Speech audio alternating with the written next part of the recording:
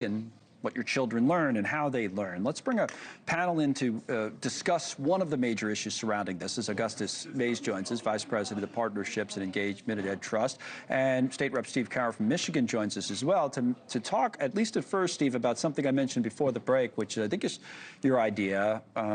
This has been debated. I know, especially older peoples and communities, that say, why I got to pay school taxes? I don't have kids in the schools anymore. And now you want to get rid of those taxes? Is that the idea? Absolutely, Kendall. It's very simple. Make it to where the 72% of households who do not utilize the K-12 government system would not have to pay their property tax portion that goes to the government schools. Whether they're private school, homeschool, we don't have kids in K-12 whatsoever. Mm-hmm. All right, let's talk about it a little bit. Augustus, as you can tell there, Steve's connection is not great, his audio, but we'll go back to you, Steve. I'm just letting everybody know it's not the best connection. That said, we can discuss the issue. And Augustus, I want to get your thoughts on this. If that happened, then what? Good, bad, indifferent?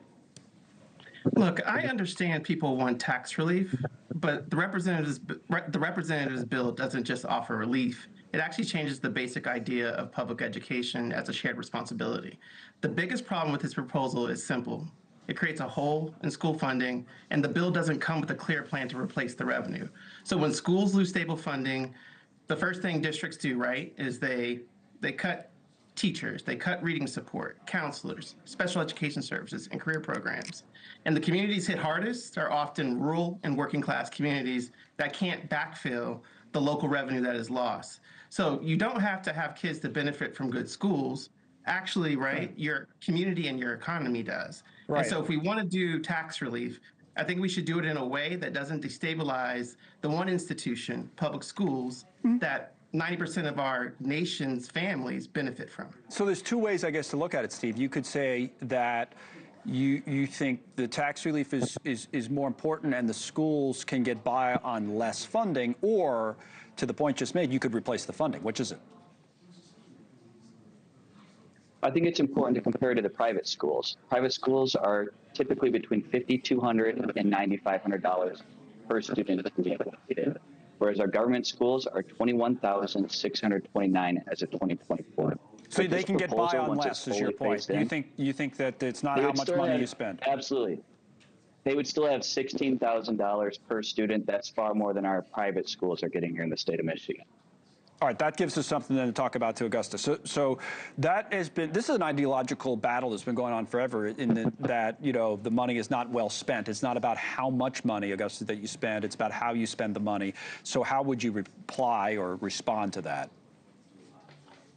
First, I would say, you know, public schools are a public good, right?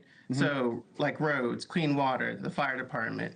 You don't have to have kids to benefit from living in a community with an educated workers and safer neighborhoods and a stronger economy. And so what I would say to that is, again, also public schools take on more than just, you know, educating kids, right? There are other things that have to come into place to support the whole child. So you need counselors.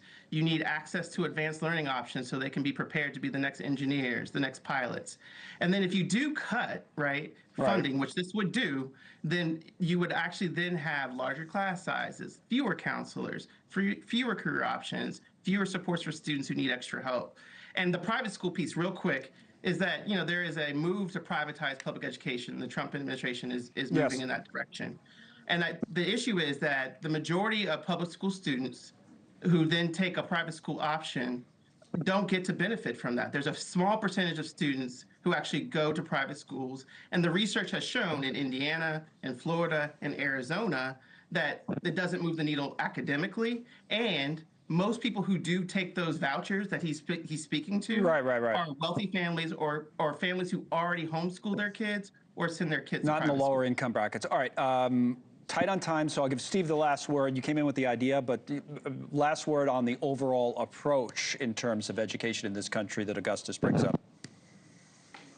Right, yeah, we don't have vouchers going to our private schools here in Michigan. Again, it's less than $10,000 for a typical private school. And on top of that, people who are using the private schools are still having their tax dollars for their property taxes go to fund the government schools on top of the income tax, sales tax, lottery funds, sin taxes. Everybody would still be paying in from many different directions. This should just give them a little bit of relief in their property taxes, which are far too high. Discussion continues. Steve Carra, Augustus Mays, we thank you both. I'm Connell McShane, live.